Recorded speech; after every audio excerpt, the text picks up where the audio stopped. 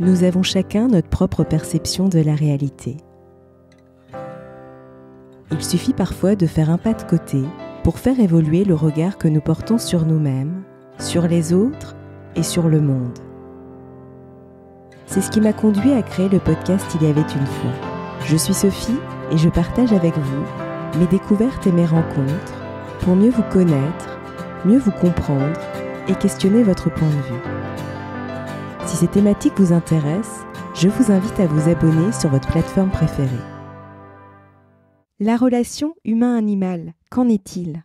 Pour en parler, j'ai le plaisir de recevoir Peggy Reboul, médium, communicatrice avec le vivant et équithérapeute. Elle accompagne au quotidien les animaux et les humains vers une guérison d'âme.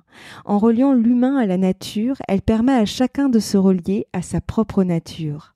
Elle est l'auteure de Conscience animale, communiquer avec le vivant, et ces animaux qui n'en sont pas, paru chez Mama Édition.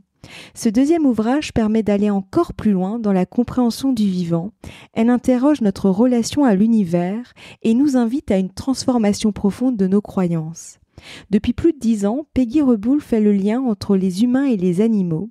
Elle partage ici des messages d'animaux particulièrement impliqués dans la profonde évolution du monde actuel. Elle nous convie à recevoir les enseignements des esprits de la nature, de la mer et de la terre, à un voyage sur de nombreux plans de conscience, en compagnie d'êtres toujours plus vastes et lumineux, au service de notre humanité. Bonjour Peggy et merci d'avoir accepté mon invitation. Dans l'introduction de votre ouvrage, Ces animaux qui n'en sont pas, paru chez Mama Édition, vous dites que vous aviez la conviction que tout était séparé. Comment votre conviction a-t-elle évolué ? Alors oui, en effet, en fait, en pensant que j'étais différente des autres, tout simplement parce que je ne comprenais pas les humains et leur mode de pensée, je ne me rendais pas compte que finalement j'entretenais la dualité. Et je suis passée du jeu au nous grâce aux animaux et à leurs enseignements en fait. J'ai compris que la différence entre l'humain et l'animal, c'est que finalement ce principe de dualité, nous le nourrissons, tandis que l'animal, lui, il se vit davantage dans l'unité. Et j'ai remarqué que, en fait, les animaux ne se sentent pas séparés du tout. Ce sont vraiment des êtres sensibles qui, qui portent en eux cette conscience de l'unité du vivant en lien naturellement avec la terre et le ciel. À la différence des humains, eux n'ont pas de filtre et sont en totale congruence avec leur nature profonde. C'est d'ailleurs pour ça qu'il est très facile d'entrer en relation avec leur conscience, qu'elle soit collective, que ce soit l'âme groupe ou finalement l'âme individuelle. Et je trouve qu'en fait, les animaux sont la manifestation pure de l'amour inconditionnel. En revanche, on est d'accord que si la conscience de l'animal, elle s'altère si on le coupe de ses besoins primaires. Et donc, ça ne marche pas dans ces cas-là. On sait très bien que l'esclavage ou le parquage d'un groupe d'individus, par exemple, ça a toujours généré de l'agressivité ou des comportements déviants, que ce soit chez l'humain ou l'animal. Donc, dans ces cas-là, il est en dissociation et donc il n'est pas finalement dans cette conscience du tout. Mais tant que les animaux ne sont pas traumatisés par des expériences brutales qui vont les couper d'eux-mêmes, il est comme un petit enfant qui vit au cœur de l'instant présent ses émotions. Et c'est ce qui le rend plus accessible que l'humain, parce que lui, il ne s'encombre pas de ses émotions. Et on pourrait dire en fait que son âme, l'âme de l'animal est à fleur de peau, alors que nous, notre âme, au fur et à mesure de nos expériences d'humains et des expériences plus ou moins douloureuses, on a tendance à se protéger, à nous renfermer, tandis que l'animal, lui, il reste un être poreux et perméable, donc plus ouvert. Donc c'est ce qui fait la différence et c'est ce qui nous amène, nous, humains, à cette dualité et l'animal à cette unité. Et en allant à leur rencontre, j'ai vraiment appris à me relier à la profondeur de leur être et ils m'ont invité à expérimenter cette sensation d'unité. Alors, comment? En fait, eh bien, en me reliant à la terre, aux végétaux et à l'ensemble du vivant. Vraiment, les animaux nous invitent à une rencontre avec nous-mêmes, à retrouver cet alignement avec notre vraie nature et sans avoir peur de nous découvrir. Donc, ils sont vraiment là pour ouvrir chez l'humain la voie de l'amour, en fait, et du non-jugement, et nous amènent à cette unité. Et si vous êtes d'accord, Sophie, j'aimerais bien juste lire une petite phrase d'un chat un peu particulier, certes, hein, un Maine Coon, Mhm. qui me dit ceci, en fait. Intégrer une famille d'humains, c'est comprendre l'essence même de votre cellule. Votre planète est vouée à l'échec si vous fonctionnez séparés du tout. Vous n'intégrez pas l'univers. Vous vous sentez et vous vous percevez dissocié du reste. Vous êtes petit, minuscule, inexistant à l'échelle de l'univers avec ce fonctionnement. Et ce chat me dit, j'ai appris beaucoup en passant du temps sur vos genoux et encore plus la nuit. J'ai mon chat qui me monte sur les genoux. À l'écoute de votre inconscient. Et c'est pas n'importe quel chat d'ailleurs. Et donc je lui demande, je lui dis, mais est-ce que tu as un conseil à donner à ta famille? Et il me dit oui, qu'ils prennent conscience que leur monde n'existe pas, qu'ils se perçoivent bien au-delà de la matière et pas comme des êtres uniques. Mm. Ils ne sont séparés de rien. Ils sont poussière au milieu de la poussière et la poussière est partout. Et cette conscience-là rend fort, puissant et joyeux. Là, vous n'êtes plus seul. Voilà. Mm. C'est quand même Mm. pas rien. Ouais, c'est clair.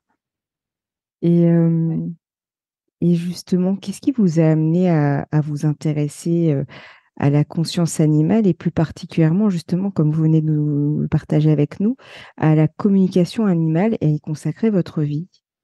Hum, eh bien, déjà, la notion de vacuité et d'interdépendance, ben, ça tire hein, le fil rouge de mon existence. Depuis Mhm. très longtemps, enfant, j'avais vraiment conscience de ça.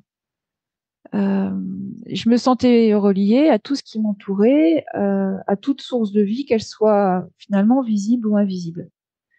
Et enfant, les animaux m'ont beaucoup soutenue dans mon quotidien, tant et si bien que j'avais même l'impression d'avoir existé en tant que chat dans une autre vie, tellement je me sentais proche d'eux.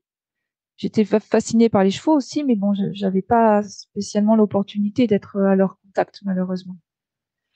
Et puis, plus tard, en tant qu'artiste plasticienne, eh bien, j'ai essayé d'éveiller les consciences par rapport au lobby agroalimentaire notamment et aux conditions d'élevage des animaux de rente. Et dans mes photos, j'ai rendu hommage aux paysans qui résistent hein, au système alimentaire moderne et puis qui révèlent aussi le lien qui nous unit à l'animal, à la terre et au végétal. Mais à cette époque-là, en fait, je regardais beaucoup de vidéos. Je ne sais pas si vous connaissez L214. Mhm. Et à un moment donné, la souffrance animale est venue remplir ma vie et ça m'était tellement devenu insupportable que ça s'est rajouté à un stress hein, que je vivais dans ma vie professionnelle et dans ma vie de couple. Et tout d'un coup, ça a explosé. Et j'ai eu un AVC. Mhm. J'ai perdu la parole, j'ai perdu le langage, j'étais en convalescence pendant des mois et j'ai passé beaucoup de temps auprès de mes animaux. Euh, et du coup, mon cerveau droit a compensé puisque le cerveau gauche a vraiment disjoncté. Et mon cerveau droit, à ce moment-là, a révélé des capacités intuitives et médiumniques. Alors au fond, c'était des facultés que j'avais oubliées et mises de côté parce que, comme tout le monde, hein, j'ai souhaité aussi rentrer dans le moule. Mhm. J'appelle ça le moule d'une réalité ordinaire, hein, mais Mhm. j'avais besoin de faire cette expérience d'humanité, hein, comme tout le monde. Et après cet AVC, ben, mes désirs d'enfant ont refait surface. Euh, et c'est à ce moment-là que j'ai décidé de consacrer le reste de ma vie aux animaux et aux vivants d'une façon plus générale.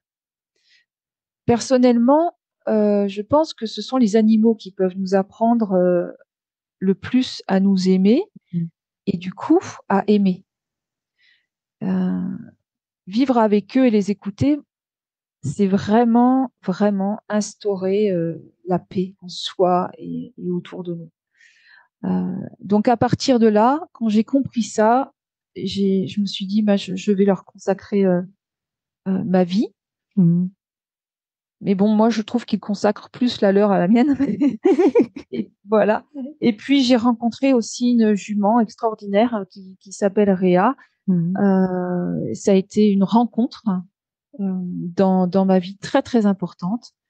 Elle est morte très vite, mais je vous passe les détails, mais j'en parle beaucoup dans Conscience animale et puis après dans ces animaux qui n'en sont pas. Mm. Je me suis aperçue que Réa, c'était plus qu'un cheval, c'était un être de lumière. Et aujourd'hui, c'est mon guide parce qu'elle m'a quitté très tôt. Elle est décédée en fait très tôt, dans des circonstances particulières. Elle était juste venue me montrer la voie, le chemin, en fait, hein, de ce Mm. que j'ai à faire aujourd'hui. Et justement, vous avez écrit un premier ouvrage, Conscience animale, qui est paru chez Mama Édition. Qu'aviez-vous envie de transmettre à travers cet ouvrage? Alors, dans cet ouvrage, j'ai vraiment parlé de la conscience animale au sens large, de ce qu'il pouvait euh, réaliser à nos côtés. Euh, et je dirais que ces animaux qui n'en sont pas, ça va être la suite. C'est-à-dire que dans ce deuxième livre, j'ai osé écrire tout ce que je n'avais pas osé dans le premier. Dans le premier, c'est un petit peu comme si je préparais le lecteur à ouvrir son champ de conscience. Mais j'ai Mm. écrit ces deux livres, au fond, pour nous permettre de peut-être mieux comprendre notre propre façon d'être au monde, nous accepter et impulser en nous l'envie d'embrasser davantage cette conscience universelle du vivant, en fait. Mm. Et ces animaux qui n'en sont pas, je vais plus loin parce que je me suis rendu compte après des milliers de conversations avec les animaux qu'il y avait des êtres de lumière qui utilisaient ce support animal, que ce soit un chat, un chien, un cheval, pour finalement venir à nos côtés, Mm. se mettre en lien avec nous, tout simplement parce qu'on n'aurait pas l'idée de se mettre en lien avec des êtres de lumière, puisqu'ils sont invisibles et on n'a peut-être pas forcément conscience de leur présence.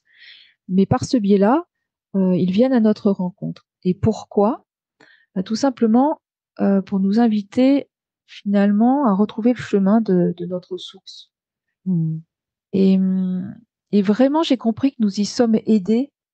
Vraiment, ils nous accompagnent de multiples façons et à chaque seconde, si on est à l'écoute.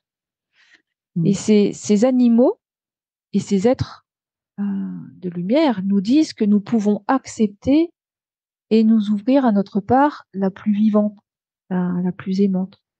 Que nous pouvons accepter cette totale interdépendance qui caractérise le vivant Mm. et que finalement, l'humain est la seule espèce à ne pas avoir encore intégré comme une évidence, alors que les animaux, oui. Et communiquer avec le vivant, eh bien, c'est fantastique parce que c'est emprunter ce chemin qui va réveiller et affiner notre sensibilité, en fait. Mm. Du coup, c'est vraiment apprendre à rencontrer l'autre dans son essence. C'est apprendre, ou même développer, hein, plus notre capacité à nous relier à la vie, à vraiment recueillir les bienfaits, à savourer vraiment les cadeaux qu'elle dépose sous notre chemin, en fait, cette vie. Donc, dans ces deux livres, eh bien, je montre, à travers les différents témoignages des animaux et aussi des gardiens, Mm. qu'on peut s'affranchir de la dualité pour retrouver en soi cette conscience du tout, en fait. Et ce principe d'unité, alors Mm. certes, il n'est pas toujours facile à intégrer, hein, mais moi, je crois que le nouveau monde nous amène à cette conscience-là. Revenir dans cet espace sacré du cœur et se mettre à l'intérieur en relation avec tout ce qui vit sans aucune discrimination pour progressivement remonter à la source, à notre cellule mère en fait. Et je me dis, cette reliance au vivant, est-ce que c'est pas une piste euh, de la joie et du bonheur finalement? Mm. Et voilà. Et les animaux m'ont appris à jouer, à mettre en place aussi un certain détachement vis-à-vis de la vie et de ses épreuves.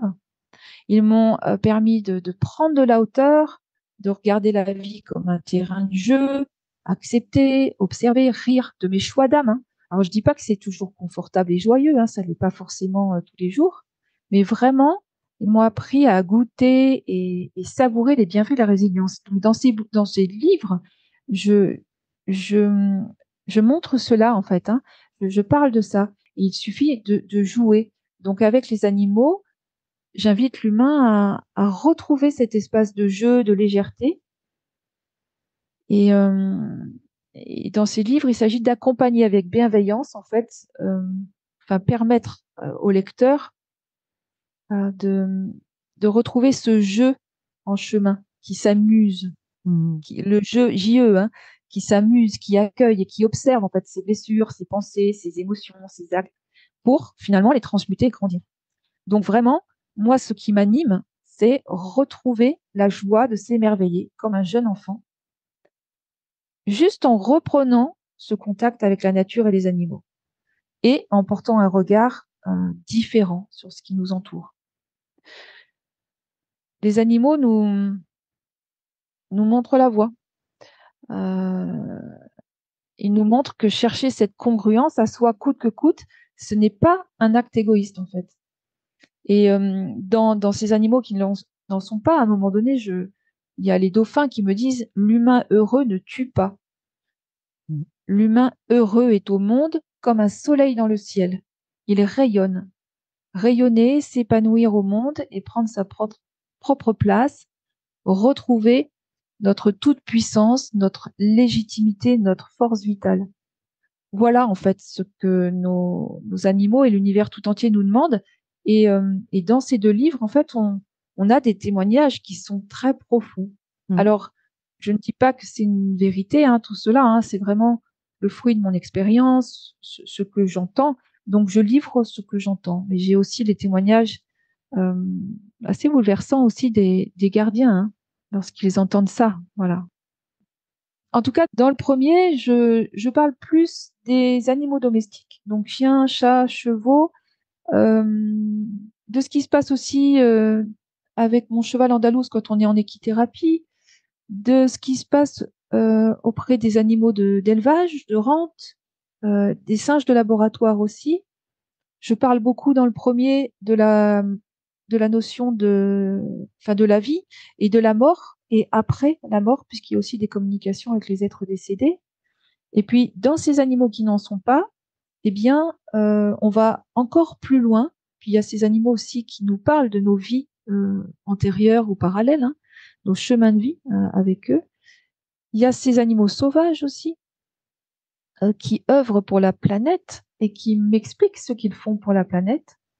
Et au-delà de ça, je parle aussi de cette reliance que j'ai avec les arbres, les esprits de la nature. Voilà, en gros.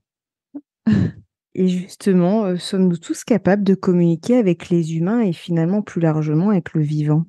Alors, moi, je dirais que oui, mais plus ou moins convenablement. Euh, Mm. En ce sens où, pour moi, c'est vraiment fondamental que nous puissions accepter d'aller visiter nos zones d'ombre, euh, nos blessures, enfin tout ce qui peut générer nos blocages et nos résistances. Et dans ces cas-là, oui, c'est à la portée de tous. En fait, même si euh, j'ai retrouvé, moi, mes capacités extrasensorielles après mon AVC, il a été important pour moi d'aller me former à la communication animale et au vivant, hein, dans le sens large, pour vraiment comprendre les tenants et les aboutissants, pour ne pas commettre en fait d'erreurs. Ça, c'est important parce que la communication avec le vivant, c'est à la fois extrêmement simple dans son fonctionnement, mais on peut le comparer à la cuisine.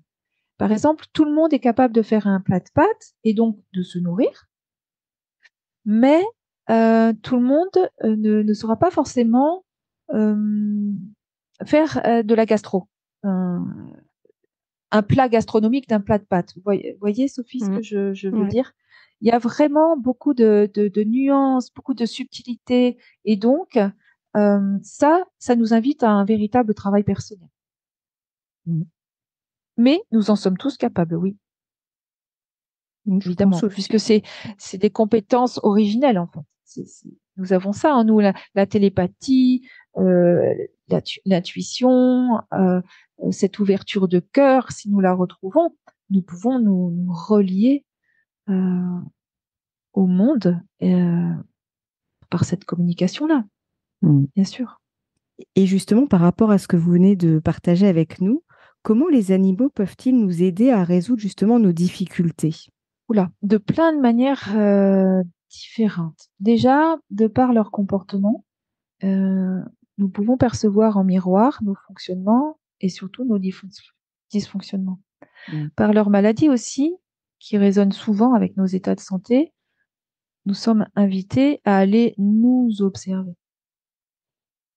Et en les observant et en les écoutant, nous pouvons aussi recevoir leurs enseignements. Et très vite, nous allons comprendre qu'ils nous invitent à cesser de lutter, de contrôler. Ils sont là pour nous apprendre à nous faire confiance en nous reliant à toutes nos compétences. Mm. Ils nous invitent à être plutôt que faire. Ils nous ramènent continuellement dans l'instant présent. Ils nous invitent à faire preuve de souplesse, de bienveillance avec nous-mêmes. Le chien, par exemple, va vraiment nous montrer que quoi que nous fassions, nous sommes aimés et aimables. En ça, il nous invite à porter vraiment ce regard bienveillant, en fait, hein, Mm. sur ce que nous sommes. Il voit, en fait, que nous avons en chacun de nous des potentiels différents. Et en fait, il nous demande de les reconnaître. Et dans ces potentiels, il en est un qui est vraiment commun à tous, qui est blotti dans notre cœur depuis la nuit des temps. C'est ce potentiel d'amour. Et dans ce sanctuaire, au cœur de notre cœur, il nous montre que là, tout est déjà accompli. Donc, il nous invite à revenir dans ce cœur. Il nous montre ça. C'est retrouver le chemin de ce cœur, en fait. Revenir dans le cœur. Parce que cette communication avec le vivant aussi, elle s'établit là, dans cet espace sacré du cœur. Mm. Vraiment. Et justement, dans votre ouvrage, donc ces animaux qui n'en sont pas, vous dites que tout est lié et relié. Pourquoi le fait d'en prendre conscience serait-il déjà le premier pas à faire? En prendre conscience, c'est prendre, c'est prendre de la hauteur avec notre expérience incarnée. On prend conscience qu'il n'y a finalement pas autant d'enjeux qu'on pourrait le croire. Et il y a j'ai envie de parler de mon cheval andalouse qui répond partiellement à cette question quand je lui ai demandé comment l'humain devrait-il se positionner vis-à-vis des autres êtres vivants. Mm. Du coup, je vais me permettre de lire un, un, un passage de, d'un de mes livres où c'est mon cheval qui parle. Parce qu'il parle mieux que moi aussi, hein. Il a une façon de dire les choses, je trouve, plus élégante que quand c'est moi qui parle. Il me dit, l'humain doit d'abord prendre conscience de sa place dans le monde. Il n'est en rien différent des autres êtres vivants. Il est invité à s'affranchir du postulat que sa conscience et son intelligence le différencient des autres espèces. Qu'il regarde son reflet dans une flaque et qu'il plonge dans les profondeurs de son regard et de ses yeux pour retrouver le chemin vers la porte de son âme. Il verra alors d'où il vient et qui il est. Il verra ce qui le relie au vivant. C'est en retrouvant ce sentiment d'unité, de reliance profonde avec l'univers et avec soi, que l'on cesse de juger et de condamner les autres. Car finalement, dans les autres, on se reconnaît. On arrête de se différencier, de se comparer. Et c'est là le début de l'amour, de la compassion, de l'ouverture à soi, à l'autre et au vivant. Il suffit de voir les humains au-delà de leur enveloppe, car l'apparence n'est qu'une illusion et la réalité se trouve dans le cœur. Et en fait, Andalous nous explique que les animaux sont en lien direct avec la Terre et le cosmos, et que en co-créant avec eux et en les écoutant, eh bien, ça permettrait aux humains de se connecter aussi à des mondes parallèles, à d'autres dimensions, à d'autres espaces-temps, afin de comprendre que l'humain est à la fois tout petit et en même temps très très grand. Il y a vraiment cette notion de vastitude. Voilà, et donc en prendre conscience, eh ben, c'est aussi quitter l'ego et prendre beaucoup de détachement. Et là, la vie devient un jeu. Hein. On comprend, ok, qu'on est dans cette expérience d'humanité et qu'on joue. Et justement, que peut nous apporter le fait d'être à l'écoute de tout ce qui se joue à l'intérieur et à l'extérieur de soi? Je dirais conscientiser nos blessures et aussi celles du collectif. C'est une occasion de transmuter et de nettoyer tout ce qui nous encombre. Et comme ça, on devient un canal de lumière. Je pense que c'est important d'être à l'écoute de tout ce qui se joue. Enfin, être à l'écoute de tout ce qui se joue. En tout cas, c'est l'occasion de renouer avec nos perceptions originelles ou extrasensorielles, que ce soit l'intuition, la médiumnité, la télépathie. Et par là même, c'est l'occasion de se mettre au service du vivant, voilà, en quittant l'ego, quoi, et se mettre au service de la terre. Voilà. Et quel serait votre mot de la fin pour clôturer notre échange? Revenir dans le silence de notre cœur, parce que c'est vraiment dans notre cœur que les plus belles rencontres, elles se font, à commencer avec nous-mêmes. C'est très juste. Un très très grand merci, Peggy. C'était vraiment un plaisir d'échanger avec vous. Merci, Sophie. En tout cas, j'invite les auditeurs, s'ils veulent voilà, aller plus loin, à lire votre ouvrage, Ces animaux qui n'en sont pas, paru chez Mama Édition, que je trouve vraiment intéressant. Et en plus, vous partagez plein enfin, justement, de communication, de messages que vous avez reçus des animaux, votre expérience, etc. C'est vraiment, voilà, c'est vraiment un plaisir de le lire. Donc vraiment, j'invite les auditeurs qui veulent en savoir plus à le découvrir. Merci, Sophie. Alors, si je peux rajouter quelque chose, Oui. C'est que je pense que c'est bien de commencer par conscience animale et ensuite d'aller découvrir ces animaux qui n'en sont pas. En tout cas, pour les personnes qui ne sont pas familiers de la communication avec le vivant. Pour toutes les personnes qui vont découvrir ce sujet, alors vaut mieux commencer par le premier.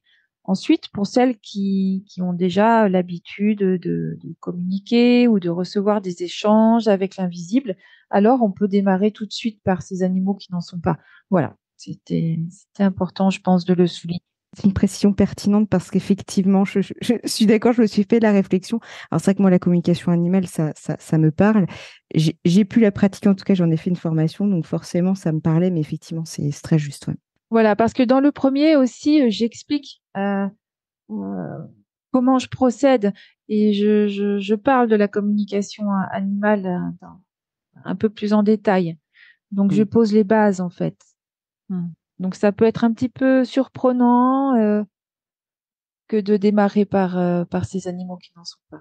En tout cas, un grand merci, Peggy, pour notre échange. Merci beaucoup, Sophie. C'était agréable aussi pour moi. Si vous avez aimé cet épisode, n'hésitez pas à lui laisser 5 étoiles sur Apple Podcast ou un pouce sur YouTube. Et surtout, abonnez-vous sur votre plateforme d'écoute préférée pour ne manquer aucun épisode. Je vous souhaite une très belle journée ou une très belle soirée et vous donne rendez-vous dans 2 semaines. À bientôt!